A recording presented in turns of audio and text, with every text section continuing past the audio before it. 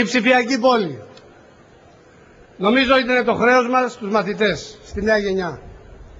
Νομίζω ότι είναι το χρέος μας στην πόλη τουριστικό και επιχειρηματικό προορισμό. Έχετε ρωτήσει ποτέ κανένα τουρίστα που έρχεται στο κέντρο της πόλης για πού πάει, πού τραβάει, τι θέλει να πάει να δει? Θα σας πούν οι άνθρωποι ότι όπου με πάει το πρακτορείο, και επειδή το πούλμα για να μπει σε αυτό το κέντρο και να βγει χρειάζεται πάνω από 3 ώρες, αν μένει και μόνο 3 ώρες στην Αθήνα δεν πάει καθόλου. Στέκεται στον άγνωστο στρατιώτη και ταΐζει τα περιστέρια. Χρειαζόμαστε ηλεκτρονική διακυβέρνηση σε μια πόλη που στηρίζεται στον πολιτισμό, στο περιβάλλον και την ιστορία της. Χρειαζόμαστε γρήγορο και φθηνό ίντερνετ για όλους, για να μπορούν τα παιδιά να συνδεθούν κατευθείαν με την ανάπτυξη και να δέσουν την ιστορία τους και τον πολιτισμό τους και την παράδοσή τους με αυτό που μπορεί να αποτελέσει το αναπτυξιακό δυναμικό της επόμενης γενιάς.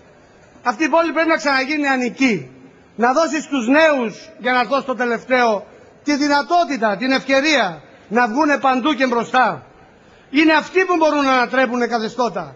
Είναι αυτοί που αλλάζουν τη ζωή. Είναι αυτοί που αμφισβητούν αλλά και μπορούν να χτίσουν χωρίς παροπίδες. Είναι αυτοί που εξοικειώνονται πολύ πιο γρήγορα με τις σύγχρονες τεχνολογίες και τις καινοτομίες. Είναι αυτοί που στη ζωή τους, ενώ παλιά δίνανε δημοκρατικούς αγώνες, στην ολοκληρωμένη πια δημοκρατία μας θέλουν να αναπτύξουν την πρωτοβουλία τους, την ατομική τους, το ατομικό τους ταλέντο, να ζήσουν καλύτερα, να νιώσουν καλύτερα, να περπετούν σε ανθρώπινη γειτονιά, να μπορούν να κάνουν αυτό που ήδη πιστεύουν. Για τους νέους δεν υπάρχει ρετσέτα, οδηγός, καθοδήγηση. Υπάρχει μόνο μια προϋπόθεση. Τους ανοίγει το δρόμο.